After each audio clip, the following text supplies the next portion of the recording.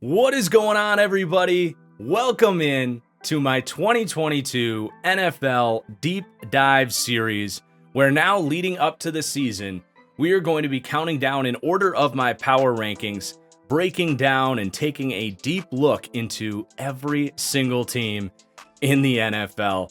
I do want to ask you guys, before we get started, please do hit that like button. Really helps support not just this channel, but this series that I'm so proud of. You know those big magazines you can pick up at the grocery store or the airport that's like, read all about it, the whole NFL, every team, every player, 500 pages, like all that stuff.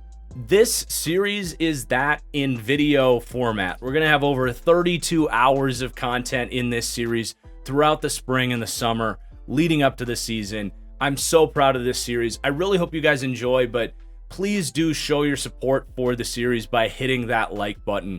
I won't be cranking out the volume on this channel of videos that I normally do. So it's really important for the success of my channel that these videos do well, can get pushed out to other football fans like you guys. So hit that like button, share the video. Of course, make sure you subscribe as well if you're not, so you can watch every single deep dive as we lead up to the season. And that's all I'm going to say. Let's get into it, man. Let's have some fun. I have spent a lot of time updating the format of this series, updating the graphics for this series. So it is going to look a little bit different, but I think better than how we've done it in the past. So we're going to do key departures and additions, recap the team's offseason. Then I'm going to spend a little bit more time talking about the staff and the scheme that you can expect for each team. Then we're going to get into the rosters, as we always do. I'm going to be ranking every single position group as I do, but it's going to look a little bit different this year. We're going to break it down by passing game and run game, and then we'll do pass defense and run defense, and that'll all spit out your overall rankings. And then another big goal for me this year is to have a really good, healthy list of guests. And it's not going to be possible to have a guest for every single deep dive, but I'm going to do my best. And I'm super excited to announce that we're kicking off the series here with the Houston Texans, of course, bringing on Brett Kollmann, potentially the godfather of NFL YouTube. So kicking things off the right way, that'll be at the back end of this video once we go through the team. But again, hit that like button. Let's get into it. Let's have some fun with the Houston Texans, who come in 32nd in my 2022 NFL Power Rankings. A busy offseason for the Texans for the second year in a row. There's no shying from it. This team is in a rebuild, and we knew that last year as well. When in this series, I applauded their efforts a little bit for kind of having this open door policy in a lot of ways. Just a ton of turnover, but in the right ways, recognizing as a culture, we're not ready to win, man. And the players that want to go get a championship right now, they're not going to want to be here. So JJ Watt, a couple of other veterans, if you don't want to be here, we'll let you go. It's fine. We understand this is going to take some time, but everybody that's in this building, whether it's a coach or a player, a lot of these guys were rejected, wouldn't have made other teams, wouldn't have starting opportunities on other teams. And they said, this is kind of a land of new opportunities. We're going to build something special here. And I do think it actually led to this team winning more games than a lot of people expected. They won 4 games last year, which was like double what most expected from them. I think I had them going 1-16 in this series last year. So they started things off. They've started to build a culture. And now this year, trying to sustain a lot of those same ideas, but by adding more young legs, more springy legs, better athleticism, more talent to the team, essentially. So as we look at this team's key departures and additions, I do really think this team had about as good of an offseason as you could have drawn up. It's first worth noting the coaching changes that they've made here. So they say goodbye to David Culley, and it kind of is what it is. I don't want to call the original hiring of David Culley a joke hire, but he just was not your typically, qualified head coach candidate. He really felt like a name that the Texans kind of pulled out of a hat, someone that they were kind of throwing into a ring of fire, knowing that it was really just a 1-year kind of deal for David Culley. But man, he did an admirable job there and really forced the Texans to make some tough decisions on if they actually wanted to keep him around. And I think it is worth a tip of the cap to David Culley to just say, great job kind of getting this culture back. But they're promoting from within and probably promoting more qualified options here. So you're going to see Pep Hamilton brought up from quarterbacks coach to offensive coordinator. Of course, Lovie Smith up to head coach. They're going to let Tim Kelly go. So we'll talk a little bit about those guys with the staff breakdown here, but definitely some big changes with the Texans staff.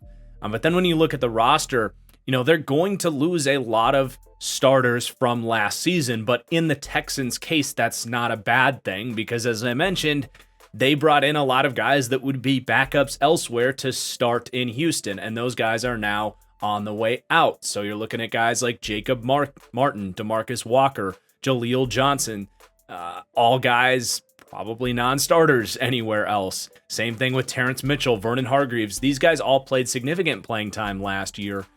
More starting caliber guys that they are going to have snaps to replace would be Zach Cunningham at linebacker. They actually traded him at the deadline, or they actually released him, I think.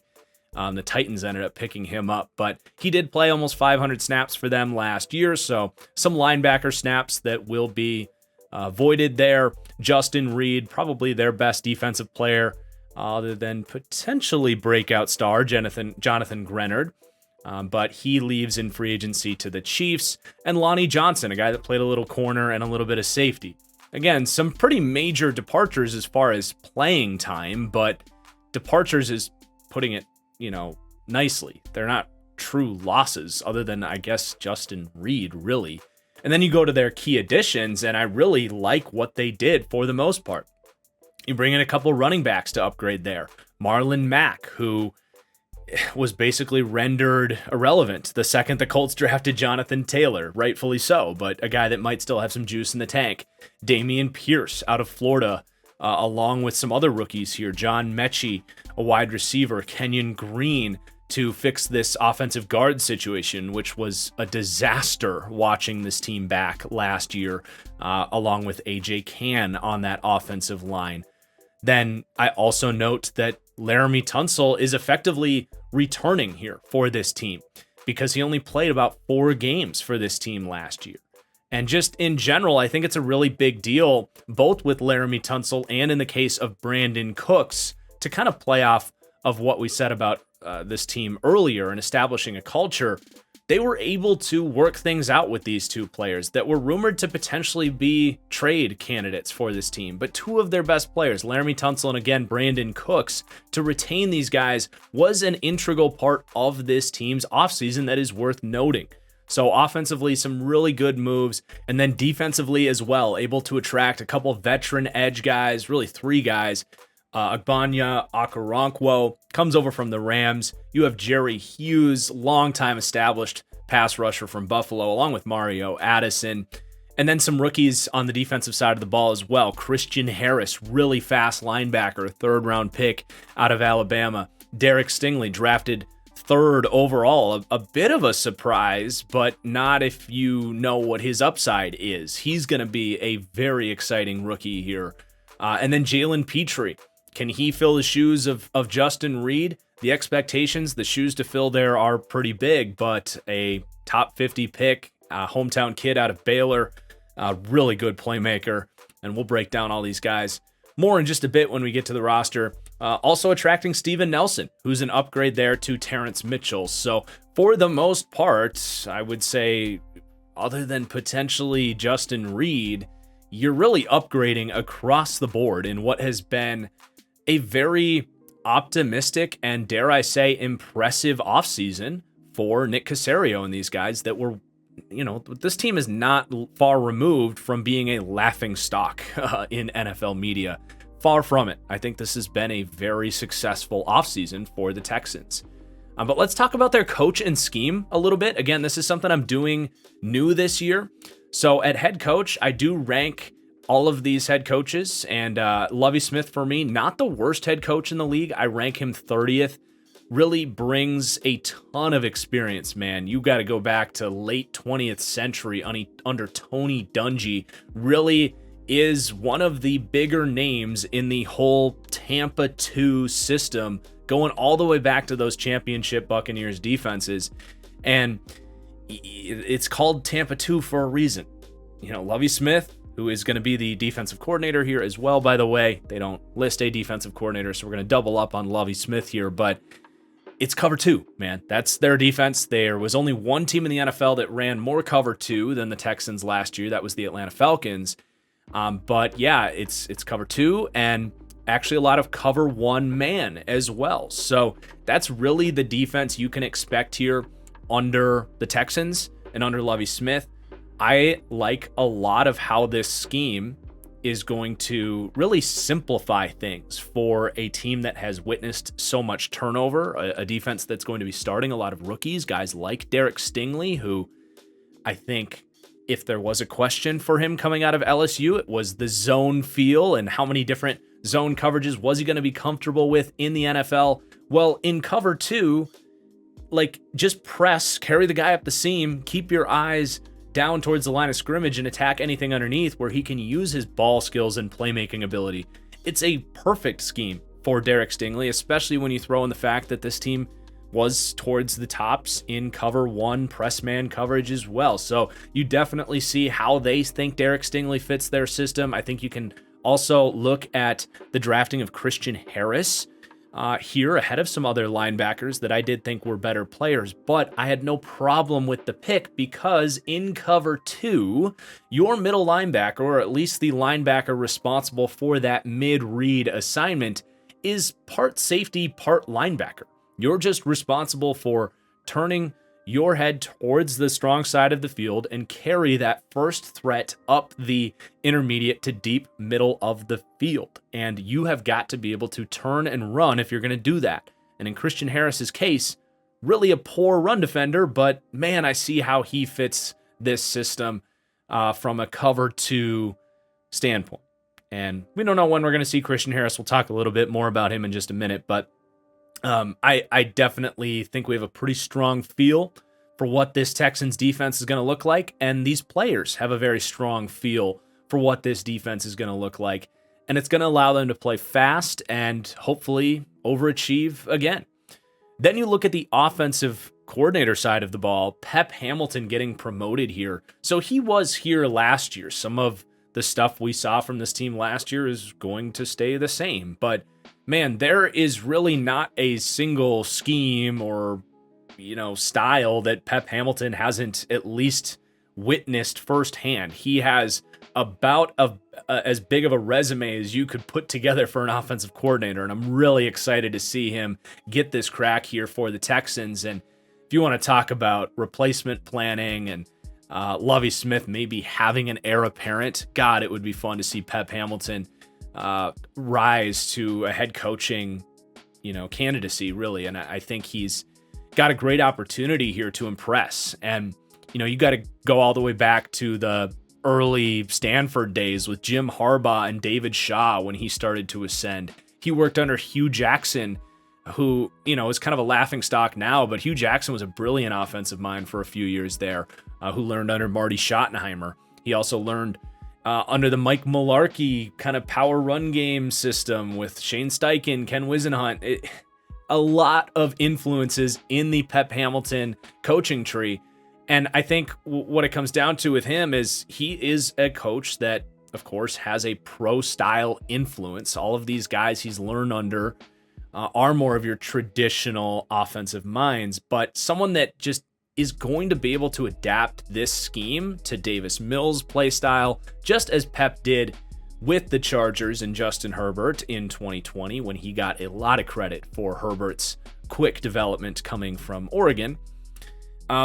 But yeah, he's going to adapt the scheme. I don't think this is going to be a wide zone Shanahan-style offense. I don't think this is going to be a spread-style offense. I think we will see a lot of under center. I expect a pretty heavily gap run game here, a lot of power, especially when you look at the guards they brought in, the running backs they brought in. I do think that's the kind of running style they want, is traditional I formation power. They even signed Andy Janovich, who I didn't list on the key additions, but I do expect more traditional passing game here, but with a modern spin on it, which is very high praise for an offensive mind in the league to be so adaptable.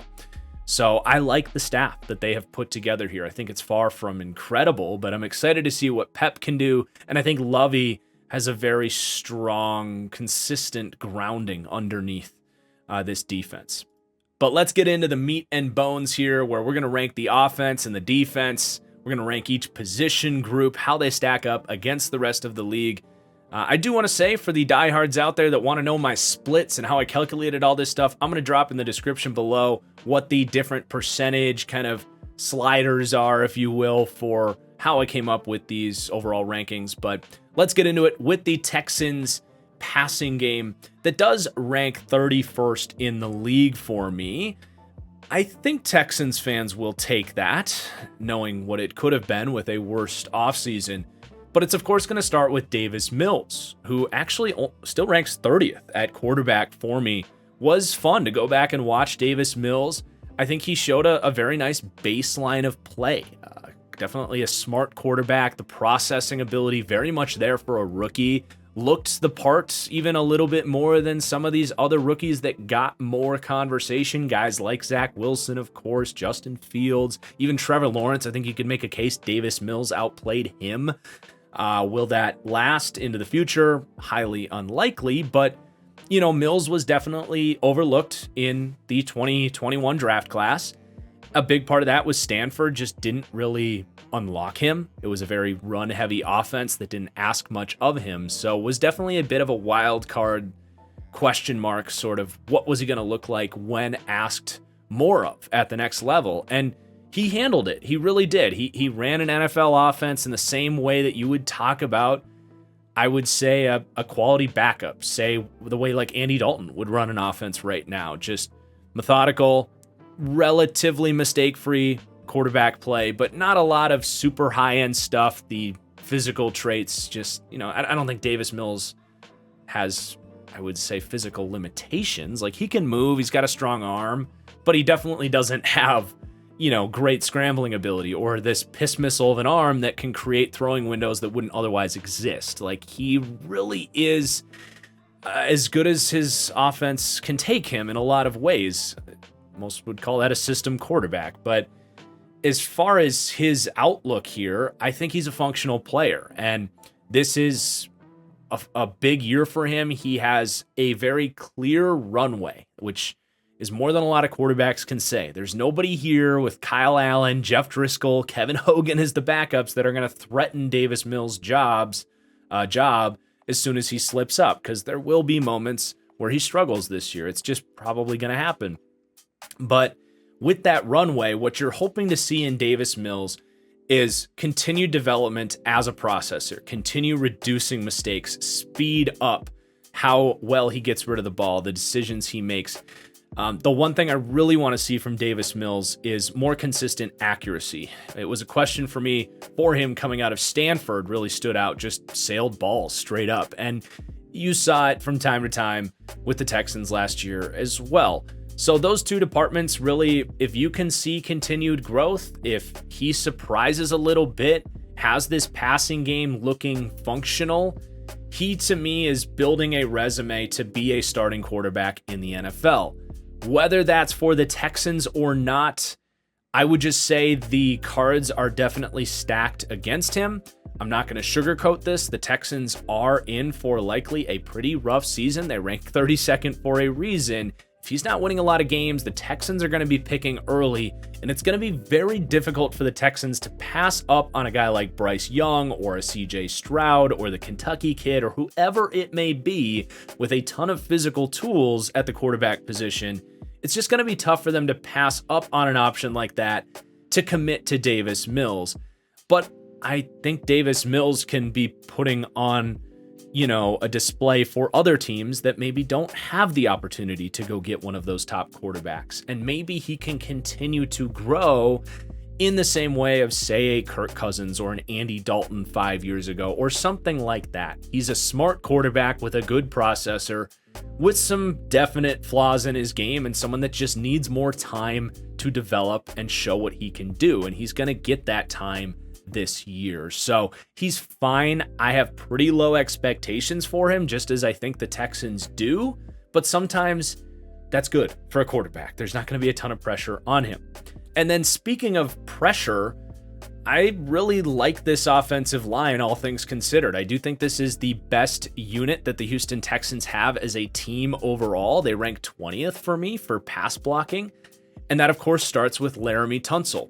As I mentioned, a very big deal that the Texans were able to keep him. A lot of rumors pre-draft of him potentially being on the move and this team looking at, say, an Evan Neal as the replacement. They don't go that route. They work things out, and Laremy Tunsil tweets out that he's excited to be back in Houston. And to not lose your best offensive player, who only played 4 games for them last year, is a huge deal. Probably not even discussed enough. For a team that felt like they just could not retain a star player, they did it, not just once, but twice with Brandon Cooks. So it's kind of a different expectation when you're talking about the Texans, but those are the types of wins that this team needed. So you keep Laremy Tunsil there, cornerstone, left tackle, one of the 5 best pass protecting left tackles in the NFL. That helps a lot for a rookie quarterback or a second-year quarterback. Then they draft Kenyon Green. The guard play that I watched from this Texans team was wretched, whether it was Max Sharping or Justin McCray or whatever Band-Aid veteran they were putting in any given week, or Titus Howard playing a lot of guard. It was some of the worst guard play you'll see. So I really like that the Texans identified that as one of their biggest issues heading into 2022, spending a first-round pick on Kenyon Green and signing AJ Cann from Jacksonville. Both of these guys are similar play styles. I would say Kenyon Green, I think, is a much better run blocker already. We'll talk about the run blocking, but from a pass protection standpoint, both these guys, to me, really strong anchors, great grip strength, and guys that are going to be difficult to run through for opposing defensive lines. Foot speed, ability to handle quickness. You know, Kenyon Green as a rookie, I think he can develop the ability to anticipate some of those rush moves and slide and mirror his feet much better, but definitely would expect some learning curves from him as you would with any rookie. As for AJ Cann, at this stage in his career, he's shown what he is. He's an anchoring, power blocking right guard, and they kind of get what they pay for there, I suppose, but definitely an upgrade from what they had last year. You have Justin Britt at center. I'm not going to act like I'm excited about it, but we didn't think Justin Britt was really even ever going to play again. They get him to finish last year's season. They actually get him back this year. Physical player, smart veteran, a long ways from his glory days in Seattle, and definitely was an issue for them a lot of times in pass pro last year, but you could technically do worse than Justin Britt. But then right tackle is really your big wild card for this offensive line, and in large part this offense in general. Titus Howard, a former first-round pick, very close, I would say, to appropriately receiving the bust label here. Was definitely drafted too early. Most of us knew that at the time, but as a first-round pick, you get a lot of runway. This is a player that was young and has a lot of athleticism. You hope that the development track would be there by year 3, by year 4, which he's heading into here. It just hasn't been pretty, and last year was really rough, especially when they asked him to play guard. He was serviceable at tackle as a pass protector, however, and if he can settle in, get a full year at right tackle, you can see a world where things start to slow down for him. He starts to anticipate rush moves a little bit better, hopefully improves his anchor. You know, he's got good feet, he's got strong arms. I definitely think he can become a starting caliber tackle, and I understand why they wanted to give him one more year to find out if he can be that player, but there's also a reason I was mocking tackle to this team quite a bit with that number 3 overall pick. I'm not going to sugarcoat it. I'll be pretty surprised if Titus Howard has a great year and earns another contract here. I see him more as a Band-Aid that you're going to want to replace eventually. but there's still some theoretical upside there with Titus Howard. This is a huge year for him. He's definitely going to be a bit of a swing factor for this passing game. When you look at the depth, it's actually a pretty deep offensive line, all things considered. They have a handful of players that I think can play and you feel okay about. Charlie Heck ended up starting a lot of games at right tackle for this team last year because of some of those injuries, and he held his own, especially in pass protection. They signed Cedric Ogbuehi, a guy that's played a lot in this league. He'll be a good swing tackle. He can play guard. And then they draft Austin Deculus, 7th round pick. We'll see if he makes the team, but someone with a ton of experience was anchoring at right tackle for Joe Burrow in the LSU championship game. So that's probably your tackle depth. You've got Max Sharping, who's played a lot of games for this team, but I think he showed last year that he just is not a starting caliber player. He does nothing at a high level. He's a poor athlete and just never developed in Houston. So to me, he's falling into backup category. If you got to play him in a pinch, you like the experience, but not someone you're looking forward to seeing the field. You got some veterans, Justin McCray, Scott Kessenberry on the inside, very much replacement level depth. Jimmy Morrissey, probably the backup center here. They kind of sniped him from, I think, the Raiders practice squad. Young player with some developmental upside. There's a world definitely where he gets in there for Justin Britt just to kind of see what he can do at the end of the season. You also got to keep an eye on Myron Cunningham, lengthy athletic project out of Louisville, probably a practice squad guy, but could be something there. But as far as offensive line depth goes, it's actually a pretty deep group. So the pass pro, again, the biggest strength for me of this entire team, ranking 20th, which shows you kind of the state that the Texans are in. But then you get to the weaponry, and let me say this. So they rank 29th.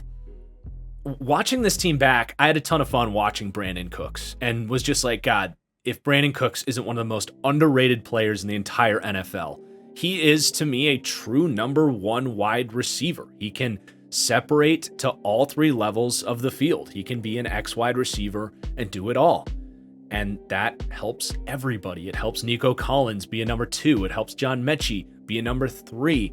And to get him back, just like we said about Laramie Tunsil, becomes a force multiplier on everybody. The receivers, the offensive line doesn't have to protect as long because you have a Brandon Cooks getting open. And of course, all of that helps Davis Mills.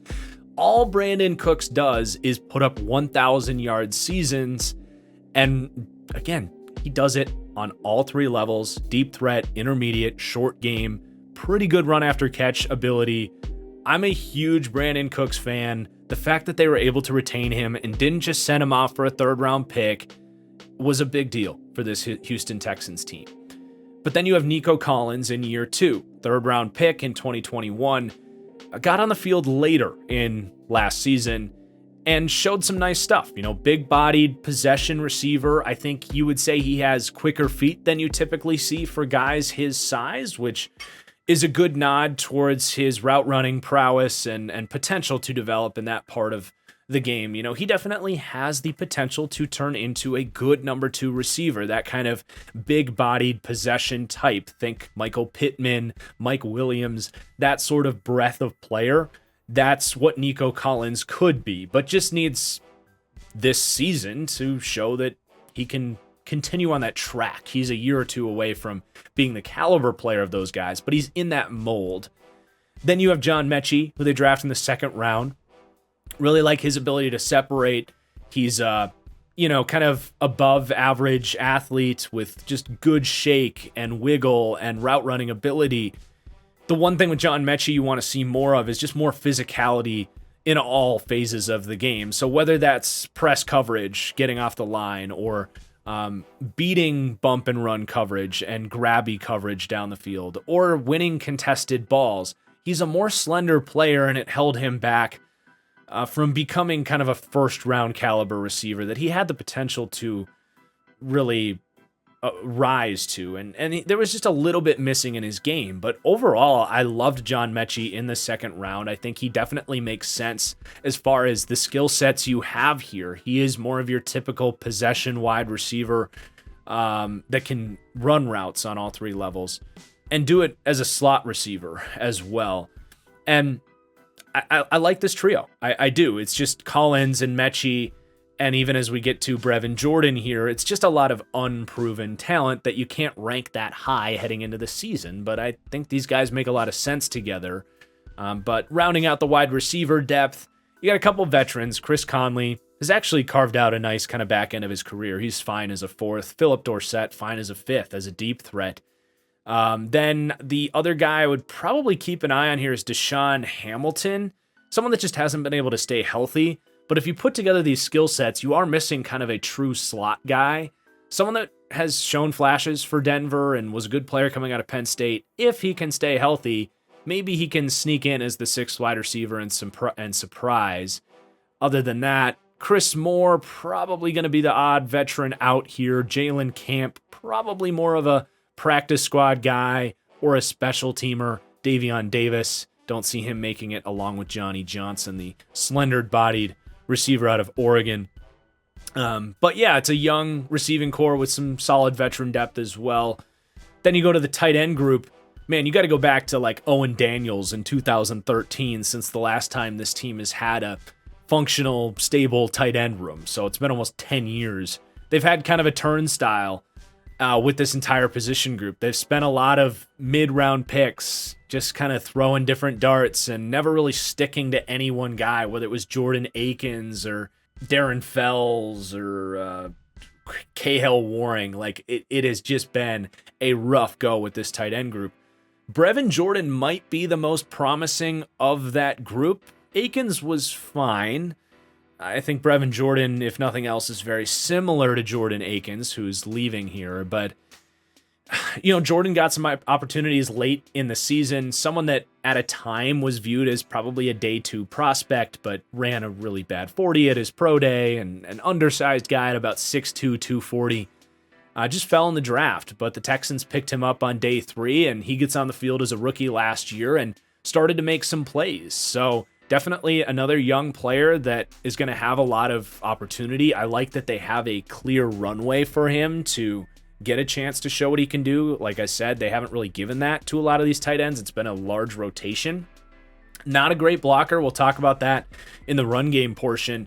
And probably is best as that sort of wing tight end in more of a Shanahan-style system. So as far as him being a Y tight end in a pro-style offense here that might be running a lot of power, I do have some question marks about that. But I do think he can be a nice fourth option and a check down target for Davis Mills and someone that can run up the seam as well and provide some nice action after the catch. So we'll see what Brevin Jordan can do. The rest of the tight end group here, it's Pharaoh Brown, big-bodied guy that's developed his blocking in his career, along with Tegan Quitoriano. Not much of a receiving threat, but a big-bodied blocking type guy with a basketball background. They spent a day 3 pick on him. Anthony Auclair, veteran backup, Seth Green. It's not a good tight end room. There's no way around that. And then the running back room, fantasy owners and Texans fans might be frowning at this, but I do think Rex Burkhead's going to see a lot of action on third down. This is a guy that runs good routes. He's got good hands. He's nifty after the catch. And someone that even played a little bit of slot receiver if you go back to his time in Cincinnati years and years ago. But he was good for them in the receiving game last year. I don't see them going away from him. They brought him back for a reason. And I do think he will eat into especially how much we're going to get to see from Dameon Pierce in the receiving game. That said, I did really like what I saw from Dameon Pierce in the receiving game. I think he can sink his hips and run angle routes. I think he's got good hands. He's got great contact balance. And there's definitely a world where week 5, week 6, Dameon Pierce has been really good in the screen game. And they just say, you know what, you're our 3-down back.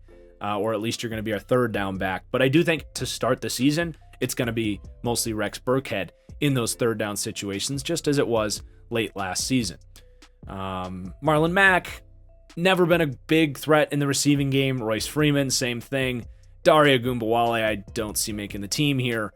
So there's your weaponry rounded out. Again, ranking 29th for weapons. Definitely potential to climb a few rankings there if you get that development from guys like Collins and Jordan and Dameon Pierce and John Mechie. It's, you know, the opportunity is there for those guys to really improve this ranking. But then when you get to the run game, they do rank 32nd for me. And, I get it. They're going to run the ball a lot. When you look at total team offense, they're really not going to be the worst rushing team in the league as far as like total rushing yards. But I do think from an efficiency standpoint, they have a chance to be the worst run game in the league. And that starts really with some concerns with this offensive line paired with, I just don't think these running backs are all that good. They rank 25th for run game offensive line, 28th for running back. And then I also think there's just a lot of questions to be answered from Pep Hamilton and this staff from a run game perspective. It just was not a very well drawn up run game last year. So, and you're also not getting that multiplier from your quarterback, read options and stuff.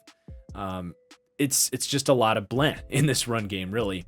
But when you look at this offensive line, Laramie Tunsil, I think gets a bad rap as a run blocker. He's a much better pass pro guy.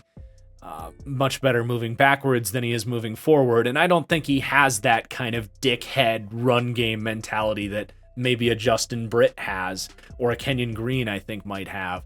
I don't know if he has that buy-in in the run game. But just his physical traits alone do make him functional. I think he had like a 44 PFF run game grade last year. He's not that bad as a run blocker. He really isn't. But definitely not a strength of his game. Kenyon Green, I do think, is going to be one of their best run blockers. He was just a mauling guard at Texas A&M, especially if we get a lot of gap power run game here, which I do think getting Kenyon Green, AJ Cann, Damian Pierce, that does tell me they want to go traditional I formation, bring in Andy Janovich as well to tell you that, and run the ball down your throat and have a tough power run game. How efficient that's going to be, we'll see. Justin Britt's your center.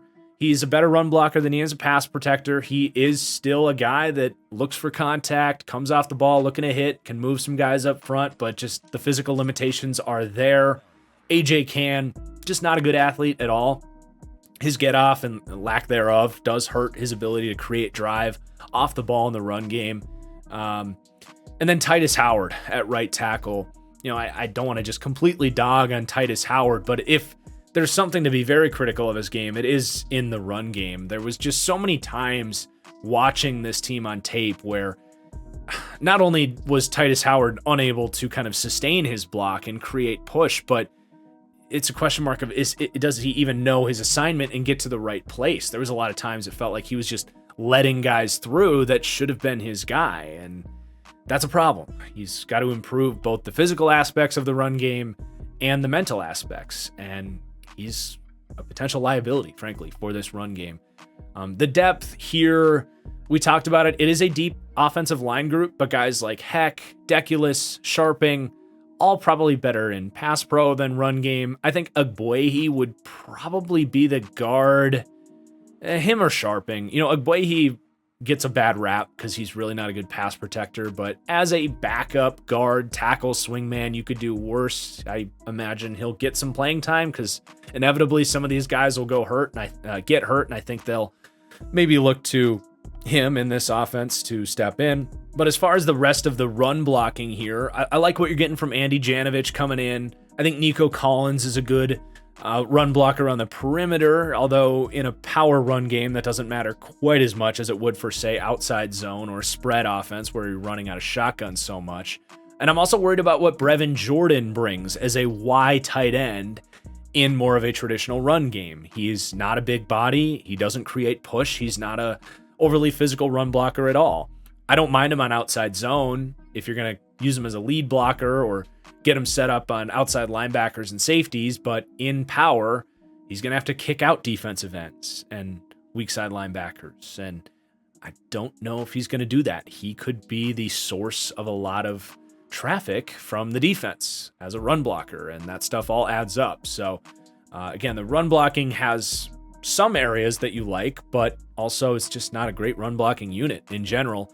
And then you pair that with, again, question marks with a staff that we just don't know a ton about how this run game is going to look like, and a running back room that, frankly, is one of the lower ranked ones in the league.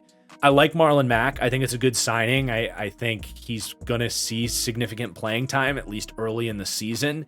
He's got pretty fresh legs. The Colts kind of stopped using him, and in a power run game. I think he has some home run hitting ability to hit the gap hard and clear into the second level where he can show some ability to break some tackles and hit home runs. But the guy Texans fans and fantasy owners are going to want to see the most of is Dameon Pierce. And frankly, I want to see Dameon Pierce. I like Marlon Mack, but Dameon Pierce, a really fun running back. Talk about being underutilized.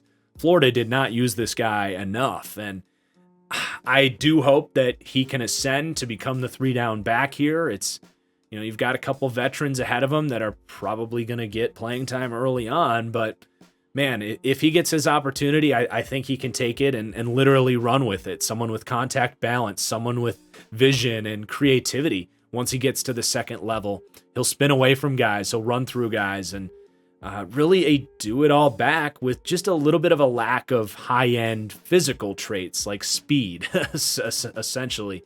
But a really fun running back, a good pick. What a 4th-round pick there.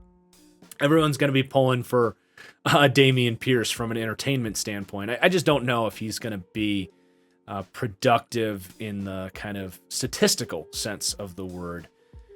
You've got Rex Burkhead there, I think is mostly just receiving game stuff. Royce Freeman, again, signaling kind of that power run game style, kind of full speed ahead. And I don't see Ogunbowale, whose vision is terrible, and Darius Anderson making the team here.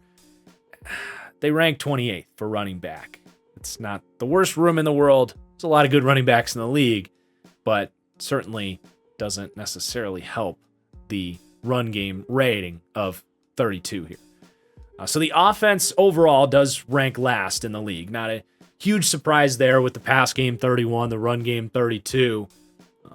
They have a lot of youth, a lot of potential to transcend this, but I don't think we're going to get a lot of pushback on the Texans ranking as the worst offense in the NFL. But now let's talk some defense, and it does trend up a little bit more here as we get to the pass defense. They actually rank 26th. They, I think, overachieved last year, and there's a lot of exciting pieces to watch here.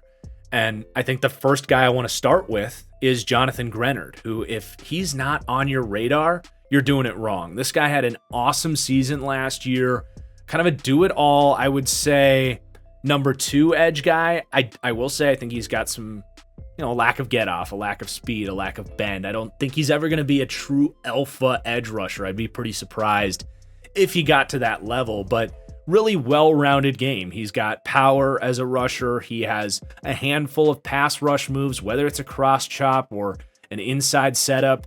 He has effective ways to win as a rusher. So keep Jonathan Grenard on your radar. Entering his 3rd year is a very productive player for them and was a big reason this team overachieved last year.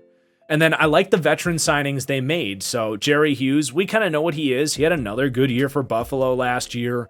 He's probably going to be relieved of early down work, I would imagine. You have some other bodies here that we'll talk about for the run defense. But when you talk about 3rd down, nickel defense, dime defense, I think we get Jerry Hughes on the field, and he's probably going to be, if not what he's always been, which is a 55 pressure, 6 to 8 sack guy on a yearly basis. He might be a 5 to 10% worse than that because he is getting up there in age, but I still like the signing quite a bit. Mario Addison, a little bit more of the same, just on a decreased level. They bring both these guys in over from Buffalo.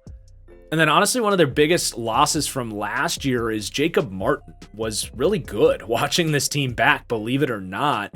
He's been around the league, but definitely had his best year in Houston last year.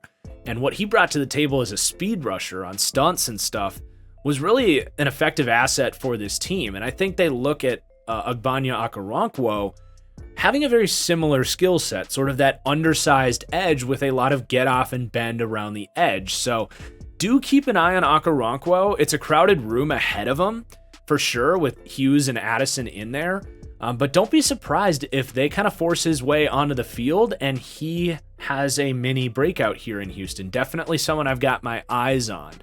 Jordan Jenkins probably going to be playing more of a run defense role if he even makes the team. You have Derek Rivers and Damone Harris, Troy Hairston, I doubt make the team here. So there's your edge group.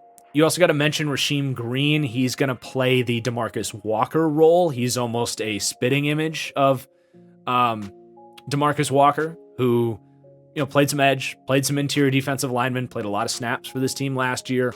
Rasheem Green coming over from Seattle should be in the mix there. But all in all, that's your edge group. The pass rush as a whole, by the way, ranks 25th, so pretty solid ranking. The interior, I would say, knocks them down a little bit. I like Malik Collins. I think it was really important that they brought him back. He was a leader for this defense last year and one of the more pleasant surprises of this defense.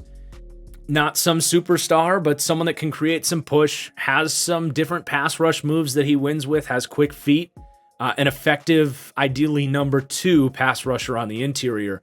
And it's Ross Blacklock that you look at as a huge wild card for this pass rush. No one else is going to step up and take that number 2 rush D tackle job from him this year unless they sign someone.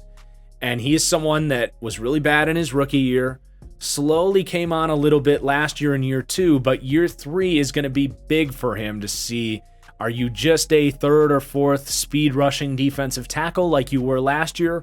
Or can you continue to refine that pass rush plan, hopefully add a little bit more of a power element to his game, frankly improve as a run defender as well so he can see the field a little bit more and become a real starter for this team. Another young player that's going to get a lot of opportunities here on this young Texans team, but along with some of the wild cards here where you could get pretty bad play from Ross Blacklock or he could turn into a better player than Malik Collins, someone that was a 2nd round pick with a lot of physical upside and someone that did need some time to develop. So this is a big year for him.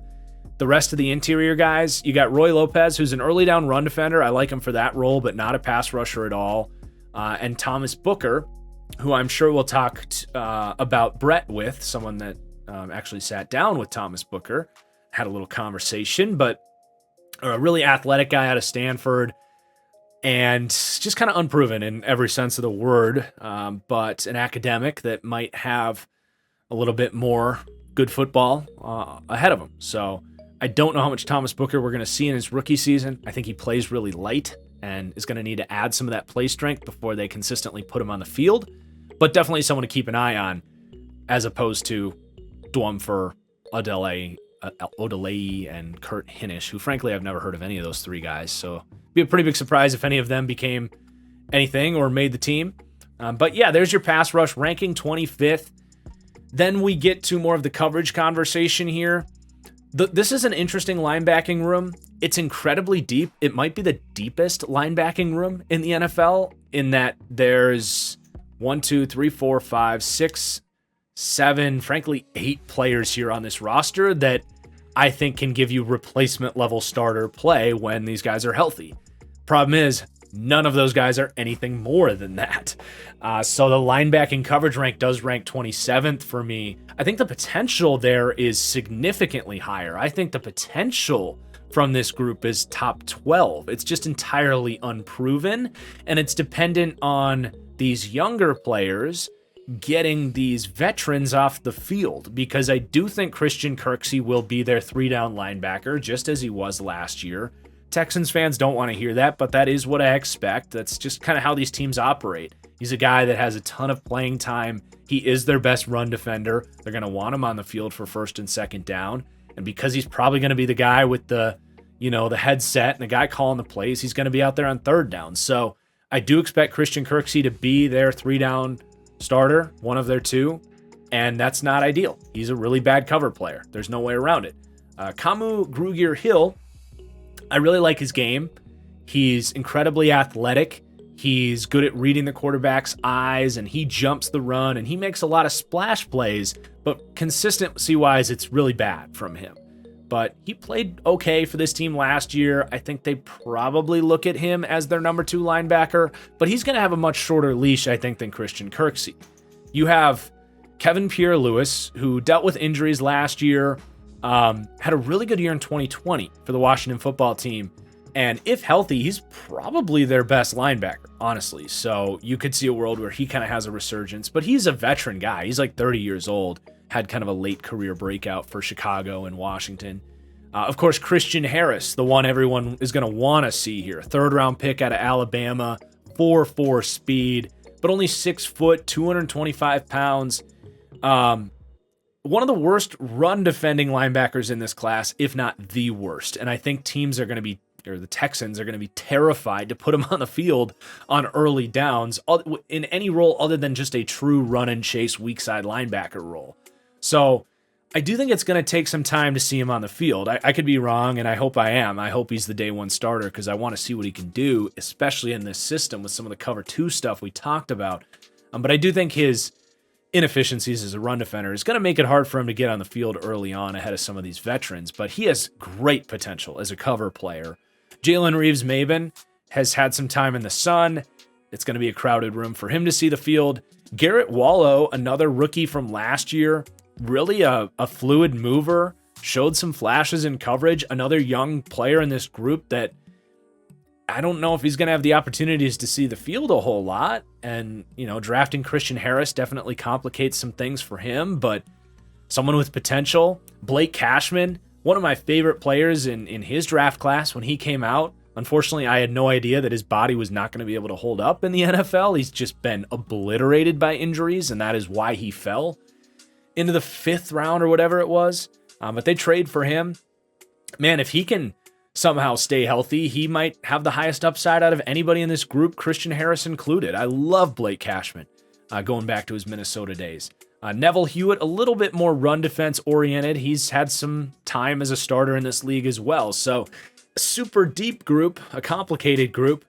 But this is a team last year, especially with Kirksey and Grugier Hill out there, that bit the cheese on play action, was not doing a great job kind of gaining depth and anticipating routes and taking stuff away over the middle of the field. And until we see some of these other guys start to fill in, guys like Harris and Wallow and maybe Cashman, I think it's going to be more of the same as far as the middle of that field getting vacated pretty quickly. The secondary here would be the second highest ranking group on this team outside of that offensive line pass protection. I like this young secondary ranking 22nd. You do have some veterans. It's not all young, but you got to start with Derek Stingley, man. 3rd overall pick, a guy that I'm just happy he got drafted so high after everybody questioned his toughness and his commitment to the game. And did he check out at LSU? If he goes to a team that isn't winning, is he going to care? Well, he gets to prove everybody wrong by going to the Houston Texans. And I think he's going to do that. I talked a little bit earlier about how well he's going to fit in this system. All of the press man cover one that they run, I love Derek Stingley for that. And he was my number 1 corner, by the way. But as far as zone coverage, there's some question marks as far as how quickly he can get up to speed, which it's just not something he did a lot of at LSU. But man, cover 2 is the perfect way to start using his skill set and his ball skills to get comfortable in zone coverage. So I do think he's going to be a very good corner right away. And one of the rookies I'm most excited to watch this season for sure. Then you have Steven Nelson as your number 2 corner. Really like that signing. He is what he is. He's a veteran. Ran a similar scheme for the Eagles last season and should be pretty cut and paste and an upgrade to what they had there last year. It's a solid cornerback duo, believe it or not. You have a very crowded group of slot players here.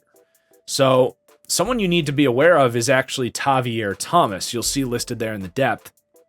And Thomas was this team's starting slot corner last year because they actually played Desmond King as a perimeter corner. Now, them drafting Stingley and signing Steven Nelson to me says they saw the same tape I did, and that tape was Desmond King can't play outside corner. He's not an athlete. When he's playing outside corner, he just might be the worst athlete among starting outside corners. He's more safety than he is slot corner. But in cover 2 from the slot, he can get back to being a really good instinctive kind of ball hawking slot player. And maybe Desmond King actually just plays safety here, something he has done a little bit of in the past, and they go to Tavier Thomas. Personally, that actually would be the best secondary here, as opposed to rolling out Eric Murray, who's a former corner himself. We'll see what they do there. A lot of times I say that and say this would be what I would do, but then they just stick to whatever their positional designations are and don't do that. I would bet that it's Desmond King as the starting slot corner with Tavier Thomas as kind of a dime corner and a good fourth piece for sure. But definitely more upside if they were to move, say, Desmond King to safety, which would be interesting because I honestly think that Desmond King in his prime is a pretty good comparison for Jalen Petrie, who played slot corner at Baylor. Petrie drafted as a safety. With how crowded that slot cornerback room is, I can say almost assuredly he's going to be more of a too high true safety here than he ever was at Baylor. So you're going to add some question marks to the mix there because it's not something we've seen him do a lot of. But I do think he can handle it. Super smart player, excellent ball skills, one of the more physical run defenders at a safety position that you'll see. But really excited for Jalen Petrie. Big fan of that draft pick. I think he's going to be a team leader day one and a starting safety for them.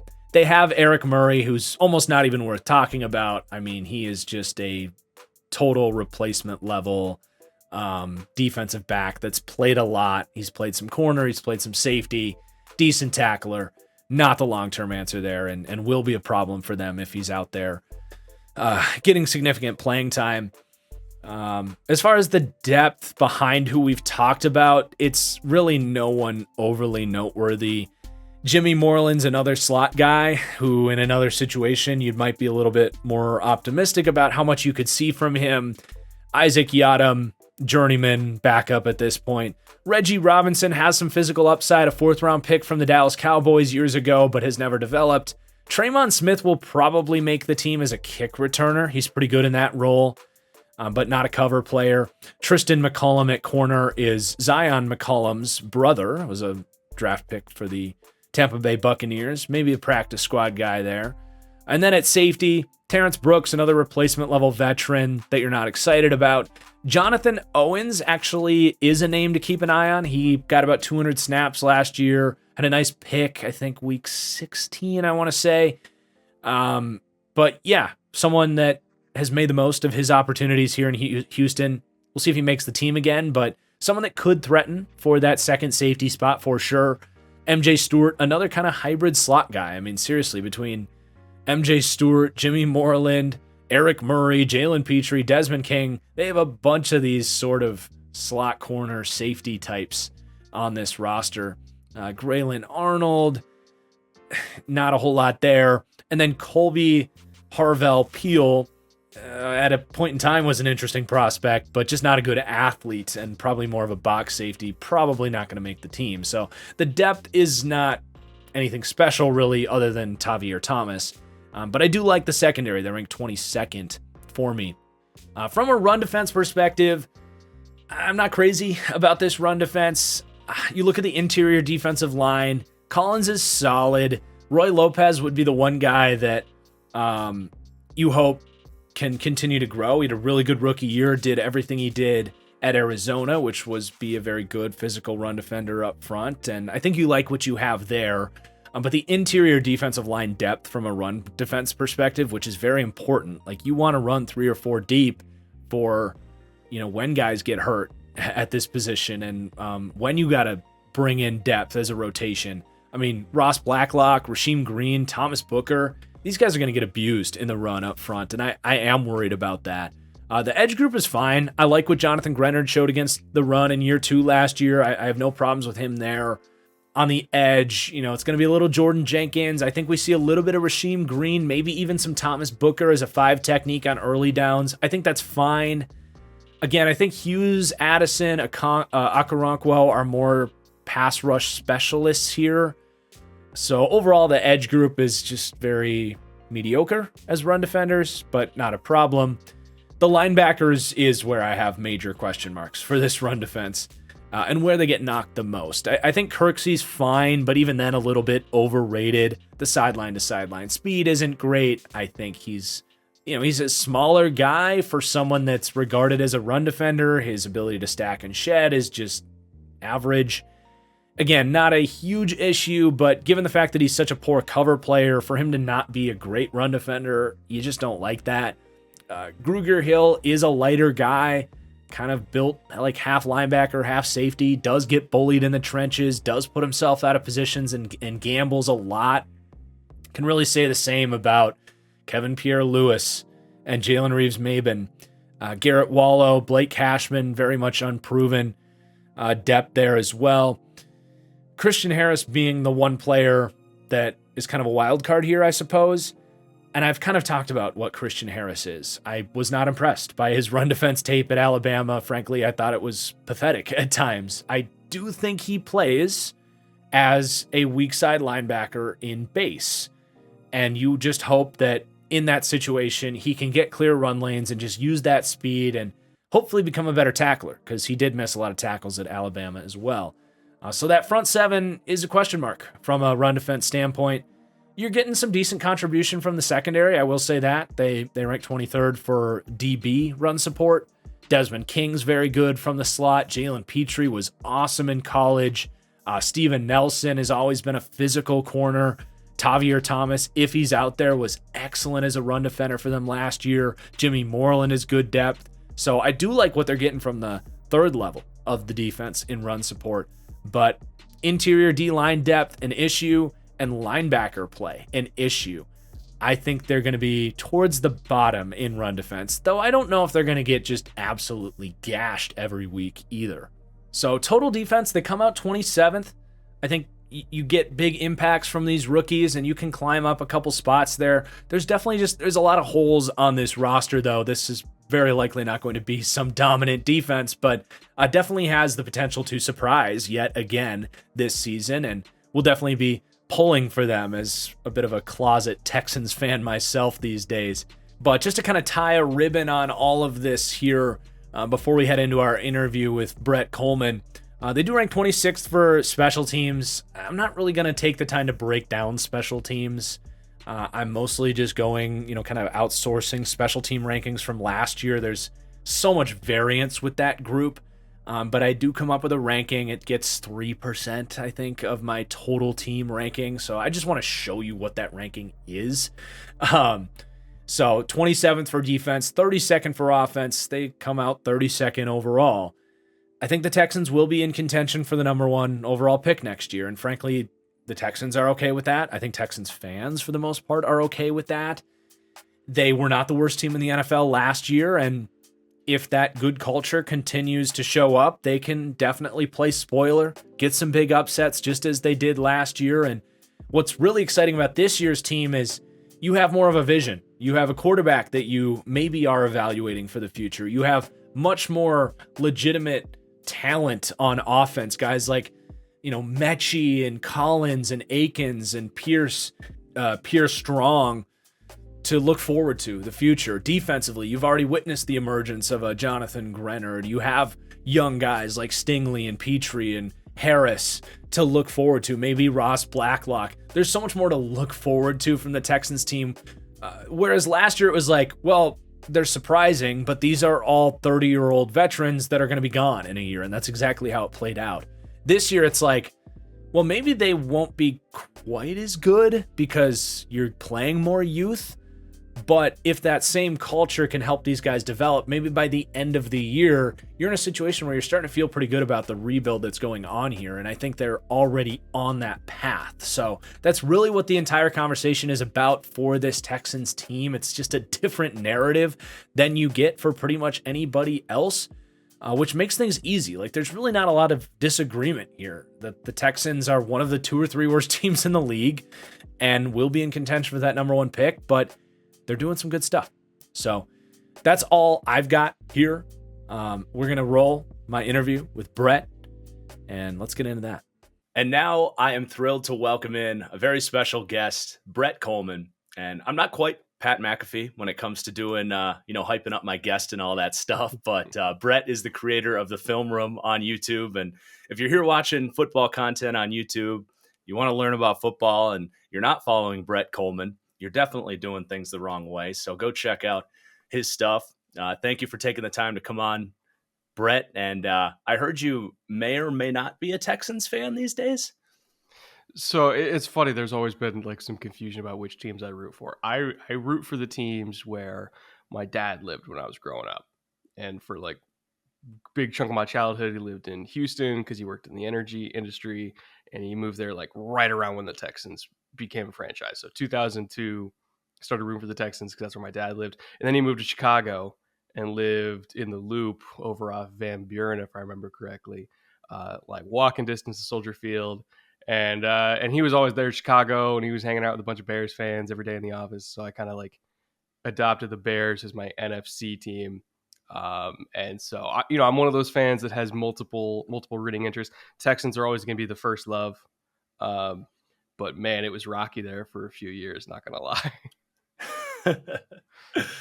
Well, I'm glad you brought that up, because my first question here is, when I did this video last year, it was almost like heresy to say anything positive about the Texans organization or anything that they were doing. And I'm not going to act like I was glowing with positivity, but I did feel like they had created this kind of unique situation with almost this like open door policy where it was like, yeah, if you want to be here, we're happy to have you, but we're not going to force you to be here. And we're going to bring in a bunch of basically backup caliber players that nobody wanted, a bunch of veterans, and they just had this complete roster turnover. And they ended up with this kind of scrappy, cool culture of people that kind of meshed well together. And I guess I'm asking, what did you think about the Texans sort of rebuild, and have they impressed you at all in their ability to return to being a real NFL team? I think it's been an interesting approach because, they kind of go by the mantra of like talent can win you games, culture wins you championships. Sometimes I feel like maybe they go a little bit overboard on that, and they'll draft like specifically for culture when there is like legitimately great talent available. Mm-hmm. But they definitely lean more towards like the choir boy aspect of team building, which takes a longer time to do. Um, but when it works, when you get given like that 4-year window to build up that type of roster that's like perfect mix of talent and culture, then you get the Buffalo Bills. So like they eventually want to basically be Buffalo, and it takes Mm-hmm. longer to do. And so I don't necessarily disagree with the approach, but I do want to caution fans that if you have very strict limitations on who you will and will not allow in your building, it will take longer to get to where you want to be. That being said, this draft that they had this year, all of them great people on and off the field, tremendous leaders, um, and they're all very talented as well. So they kind of knocked this one out of the park. This is one of the best drafts I've ever seen the Texans have. But we're what 3 years into like this kind of weird power dynamic that they've had in the front office, and they finally had that kind of off season that we've been waiting for. So it takes a while. Yeah. Well, it does at least seem like, Easterby and his influence is kind of that, just, it feels like kind of a thing of the past at this point. Do you feel relatively confident that Casario's kind of in charge and at least has a good foundation for day-to-day operation stuff? That's actually the main reason why, for the first time again in like 2 years, I'm allowing myself to be To get hurt again? excited. Yes, allowing myself to get hurt again. More so, just allowing myself to be excited about the Texans, because I just for 18 months I did not want to sink any emotional energy or financial support into this franchise because of Hmm. who was making the decisions at the top. Who was being influential in terms of that dumbass DeAndre Hopkins trade and the Dwayne Brown deal that that then led to the Laramie Tunsil trade, where they had to give up a whole bunch of assets for that. And there were so many roster moves, more than I can even count, that were made primarily on the influence of people that don't know how to build a football team. Yes.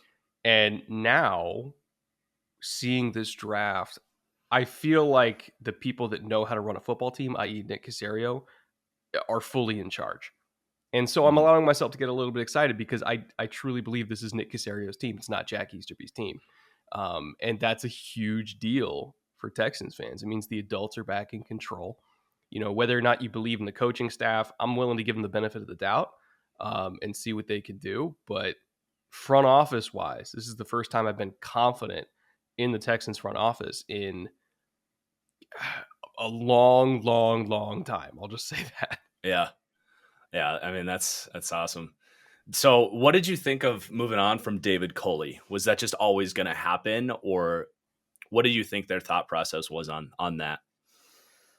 I'm still not 100% sure, to be honest, because when you look at the roster he had last year and how he held the locker room together through really tough circumstances, I kind of feel like he got did dirty a little bit because I'm like, Hmm. what better results did you expect? What could he have done better with that team? I don't think anything. Like they were supposed to be the worst team in the league, and they They weren't at supposed least to win a game. they weren't supposed to win a game, and they still had two teams picking ahead of them in the draft. Hmm. So it's like I get it. Like Cully was brought in because literally nobody else wanted the job, and it was going to be from the start. We were all saying, okay, this is going to be a one and done. Like he was the position coach for a wide receivers group that literally didn't score a single touchdown for the Kansas City Chiefs. This is going to be a one and done. But he did better as a head coach, I thought, than he did as a position coach. So it was an expected result, but by the end of the season, I found myself saying like, let's give them another year. Let's see what happens when they have another draft. And eh, Yeah, I know it was kind of a little bit of a bummer, I think, because I think unless he's just retired now, and that's what he always wanted to do, he got a which lot of could, money, yeah, so which very well might make sense. But I mean, you very well could have just kept the staff in place, moved Pep over to OC. Lovey is still the DC, so it's not like they had this big roster turnover. It definitely was a little interesting. I would love to know what happened there. I don't know if we'll ever find out, but I do want to talk a little bit about Pep Hamilton, and I guess are you excited for him to take over, and what do you think his scheme will kind of look like? I am excited because he's somebody who has a history of developing young quarterbacks and being pretty damn good at it. He's also known as a very flexible, adaptable coach in terms of he's going to do his job and understand what his young quarterback likes to do, what they're comfortable with doing, and tailor his offense to that. Um, I've talked to players that played under him, and even when he was at Stanford, he was famous for having just an absurd amount of personnel groupings, like 50 to 60 personnel groupings in the playbook.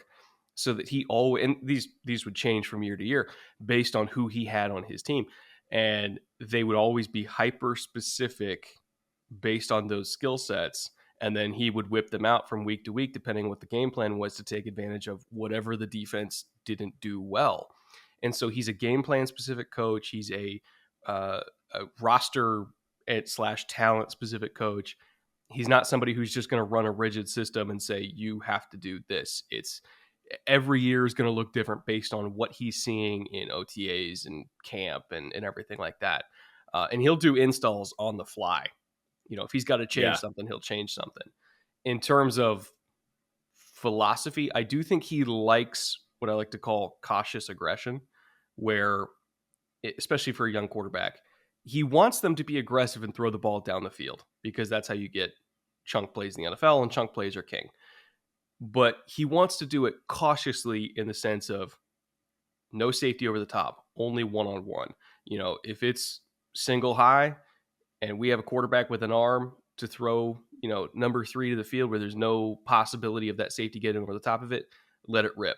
Worst case scenario, it's an incompletion. And if the guy makes an interception on that, it's probably just a pretty crazy play because that's a yeah, very low percentage chance of an interception on that throw.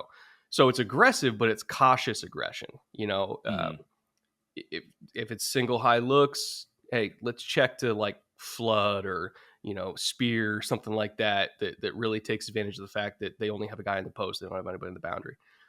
So I think it's very much allowing a quarterback to be aggressive, but allowing them to be aggressive in a way that doesn't put them in a bind, like we see with some other young quarterbacks, where it's like like Mitch Trubisky in Chicago. It's like, oh, cover 2. Why don't you walk out there? We'll run like fade smash, and you have to go hit the whole shot. Have fun, Rook. Like they yep, don't do that to him. So hmm unless it's like somebody with a crazy arm, like Justin Herbert was doing that as a rookie, but right, that's a rare case. So I like that he's adaptable. He's flexible. and he does his best to not make rookies have to make veteran throws, which is key. Yeah.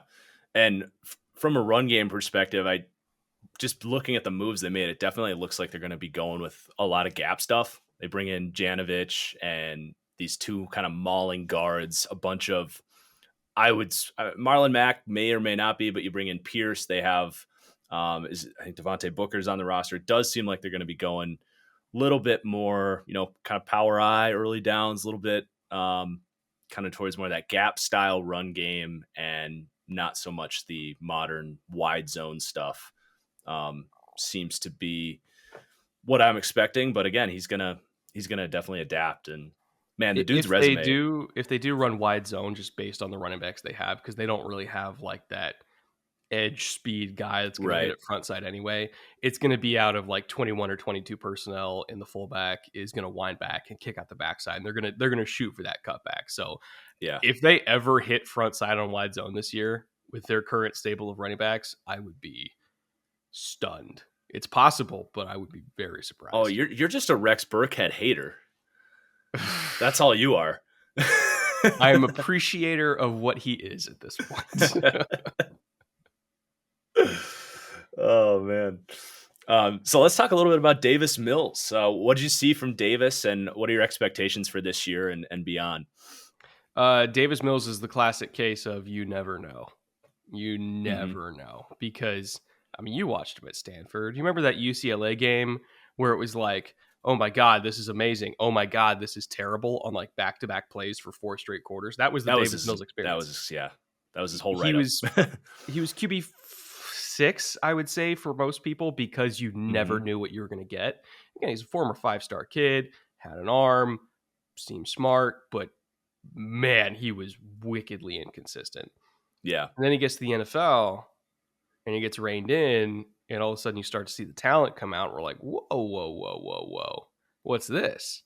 Yep. And I would honestly say that he was the second best rookie quarterback last year, when he was the 6th best one in college at best, 6th best in college. So, I mean, he wasn't a better college player than like Mond.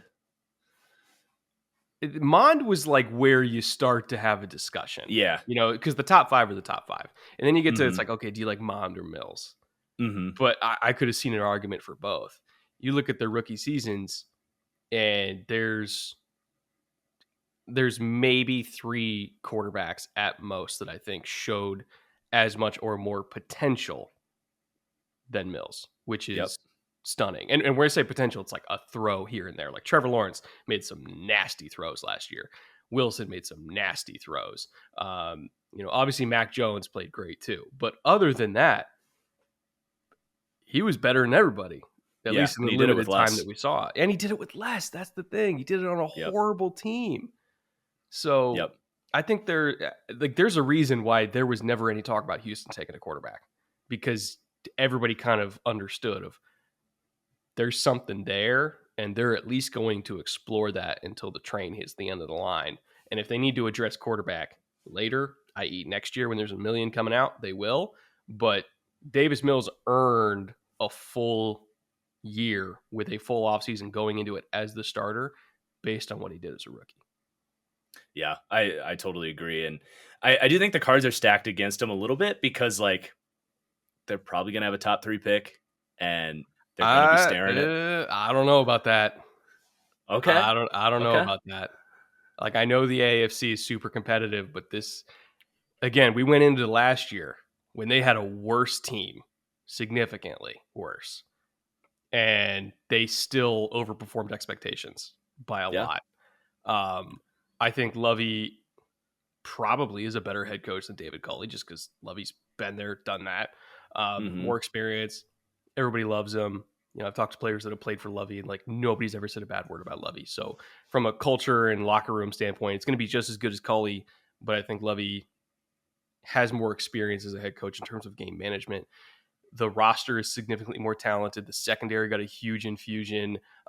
They've made some clutch free agent signings. Like, I know pass rush was a massive concern, but they did just bring in Jerry Hughes, who's been like low key one of the most underrated pass rushers in the league for as long as I can remember.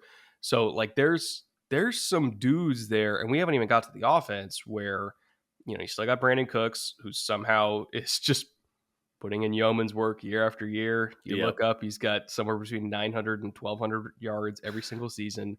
You got Mechie, who probably will be back somewhere about midseason as a slot receiver. Nico Collins, super high upside guy. Um, you know, there's some running back talent to be excited about, like Dameon Pierce. There's a lot of people that are huge fans of him. And you got Davis Mills, who going into year two. So will they be a good team? No. Will they be a top three bad team? I use the term top three loosely. Also, no. I think they're going to end up somewhere around 6 wins, somewhere between like the 8th and 15th pick. And they're going to be one of the teams that we look at next year where it's like, okay, do they trade up not for a quarterback, but for Will Anderson, Yeah. Jalen Carter, one of these defensive freakazoids coming out, Jordan Addison?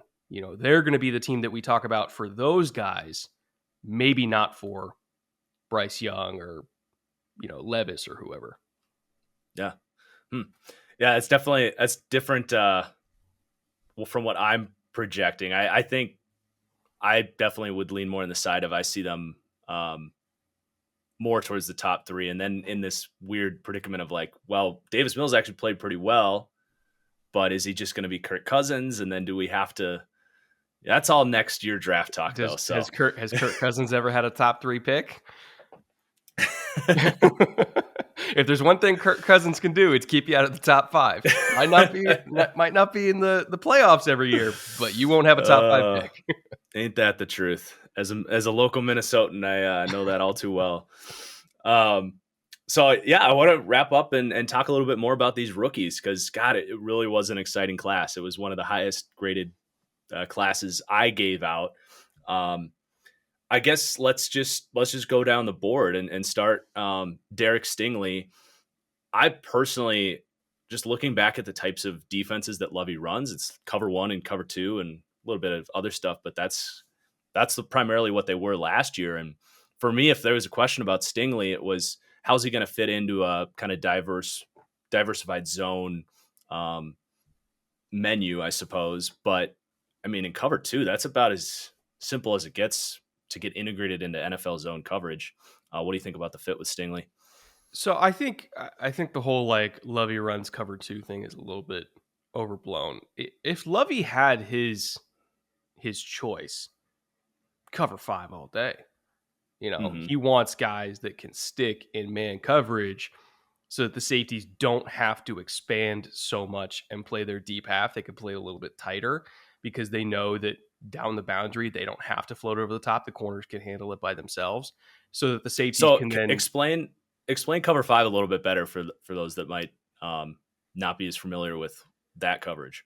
Sure. So that's like cover 2 man is Sure. probably the way that people best associate it. It's man coverage underneath, 5-on-5 in terms of 5 defensive players covering all 5 receiving threats, 2 safeties over the top. Now, in cover 2, typical deep half safety technique is as deep as the deepest, as wide as the widest. So the safeties are expanding like crazy. There's a massive hole in the middle, it kind of in the intermediate to deep middle. And so one of the things that Lovey is known for is playing that Tampa 2 variation of it, where you drop the Mike linebacker into that hole to account for that weakness, which of course then opens up a smaller hole in the short middle, and you kind of bait them into attacking that smaller hole. You rally and tackle. Eventually, you're going to get sacks. You're going to get incompletions, death by 1,000 paper cuts from a defensive perspective.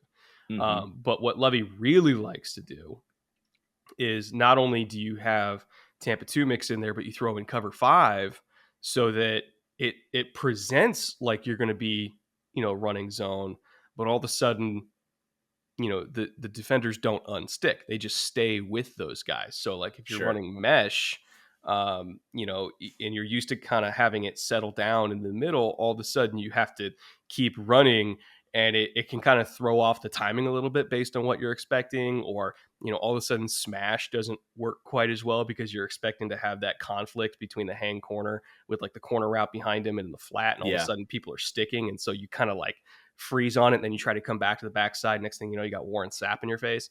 Not that they have a Warren Sapp, but that's like the general idea of like you present a coverage that looks like cover 2, but it's actually man, to get the quarterback to freeze just a little bit so that the pass rush can get home, because that front four is going to be rushing every down. They don't give a fuck about the run. It's all about playing the pass or playing the run on the way to the pass.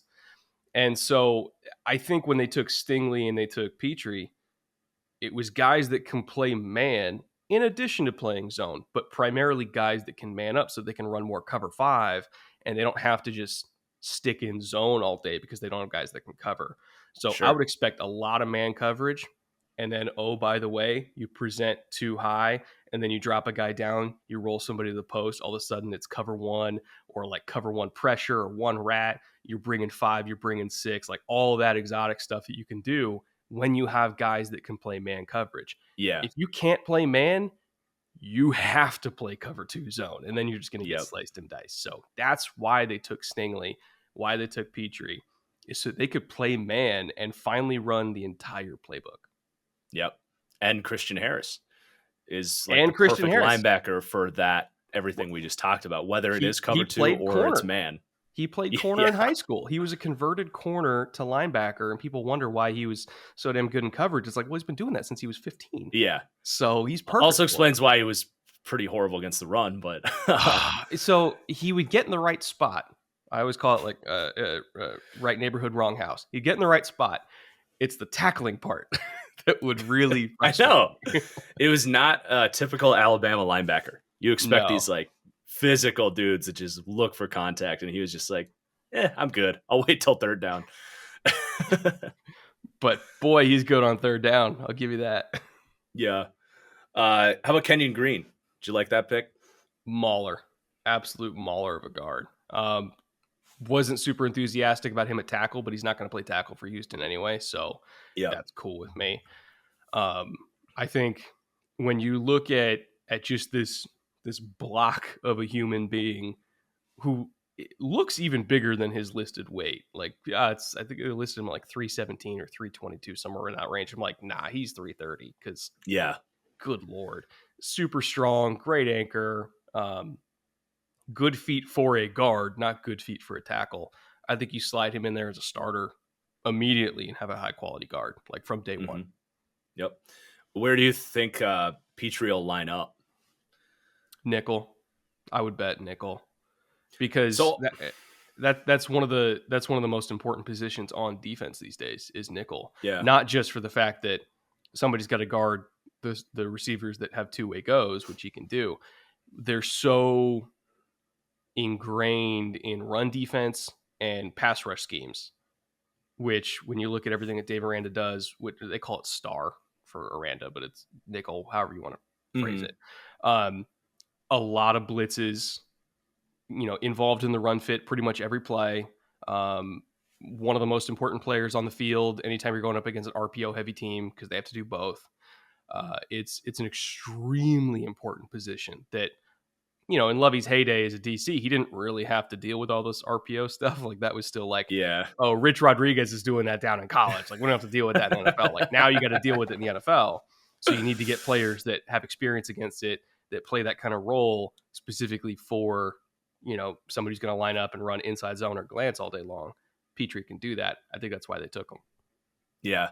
I'm very curious what they do with that safety room then, though. Because do you just play Desmond King at safety? You could. You definitely could. I mean, he's one of the guys when he was coming out of school, like a lot of people thought he was going to be a safety in the league. So, well, he definitely showed last year he's not an outside corner. He's not an outside corner. And so I think, and it's tough because he and King and Petrie are like very similar. The same thing. Yeah. And so I think that might actually be something that they kind of determine in camp of like, what's the best possible combination of who's safety and who's nickel. And it might end up being like, hey, maybe at King's age, he doesn't have the range that we want at safety. if we want to do any of that stuff where we have to roll back to the post, maybe he doesn't have the range to ever be a post safety, so we don't feel like putting him in that spot because then we can't call that coverage. So let's put Petrie there and Kings at nickel for this year. I could see that being for like a year, yeah. And they also have Tavier Thomas played really well last year too from the slot. So they have all these slot bodies. They're gonna have some toughness. Not a fan? No, it's more. I think I agree with you in that it's all the same guy. Right.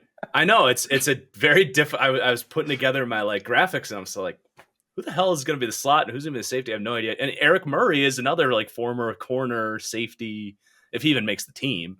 But which is an if at this point. But yeah, I Murray, I kind of felt like he'll be like the tight end matchup guy.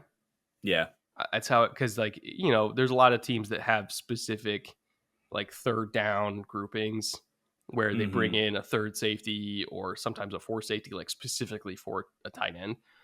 Like that's what I think Kyle Hamilton's best role in the league is like just put him on the tight end and let him go. I feel like Murray might be that guy for Houston, but we'll see. Okay.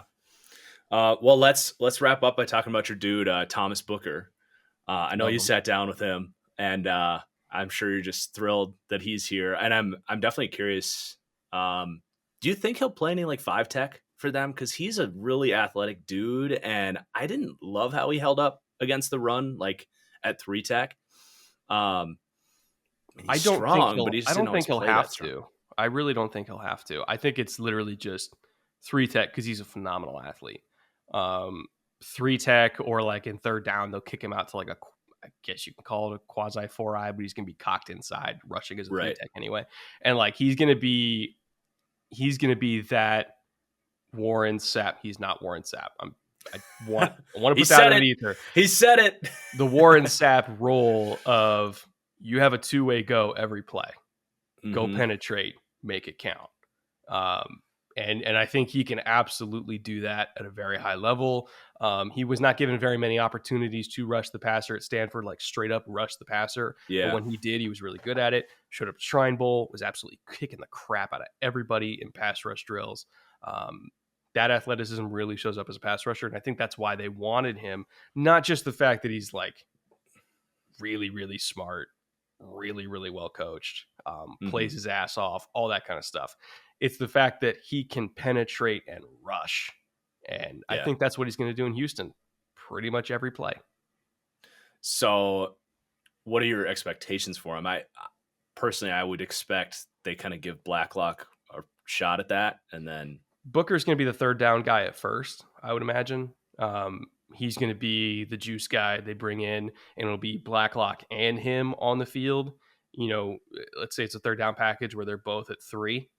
You know, you run double 3s, and then you got Hughes and who probably Grenard, I would say, is like your rush package, and then Booker's going to come in as like your other juice guy at 3. And then, you know, you might see him get worked into early downs more and more throughout the season goes. But for now, just based on, I think, his most exciting skill set, I would rather keep him fresh and you give him 20 snaps a game and just say, go kill somebody. And I think he can do that. Yep. Yeah. He's got a great like runway. He's going to have a lot of opportunities. Not a lot of depth on that D line right now. So the hard part is the offense needs to get the team in position where they can rush the passer. That's going to be the hard part. All right, go get it done, Davis Mills. Free Thomas Booker. I believe in you, Davis. I believe in you. All right, well, that is all I got. Thank you so much for taking the time. What do you got going on? Anything you want to promote before we get out of here? I'm releasing a Khalil Shakir / Buffalo centric offensive video this week. I don't know when this is coming out. But so the Shakir video should be out pretty soon. Which, by the way, what did you think of Shakir? I was a little lower. Was that you that was saying that he's faster with the ball in his hands? Way faster with the ball in his hands. Yeah, I definitely agree with that. I guess I got a bad impression because when I was seeing him in person in Mobile, I just didn't like the long speed in his routes. Like he just, anytime after 10 yards, the DB would just close that space like immediately. So I was like, okay, he's a slot only guy. But the more I heard people talk about him, the more like Golden Tate comparisons you heard, I was like, I can totally see that. Oh, that's an interesting one. Because I didn't Golden think Tate about never that. really had great verticality, but was always open underneath and like always made the first guy miss. So I And can, when he had the ball, he was a lot Yeah. faster. right. I can Yeah. see that. I actually Yeah. like that. I like that comp a lot. Yep. Yep. But yeah, and so that So- video should be out pretty soon. And then I got one coming out on Jordan Davis. And then rest of the offseason, I'm kind of figuring it out as I go. Love it. All right. Well, thank you for the time, Brett. And thanks for watching, everybody. Peace out. And that is going to do it. Thank you so much, everybody, for watching. That was our first deep dive. It was a long one. And that's what this series is all about, digging deep into these teams. I really hope you guys enjoy sorting through these videos. And if you do, again, please do hit that like button. If we could get 2, 3, 4,000 likes on this video, just, I know it's annoying, but just go down, press the button. It's super easy, and it helps me so much pushing this series out to other people and growing my channel. So that's all I'm asking of you. And I hope you enjoyed. We'll see you the next deep dive. Peace out.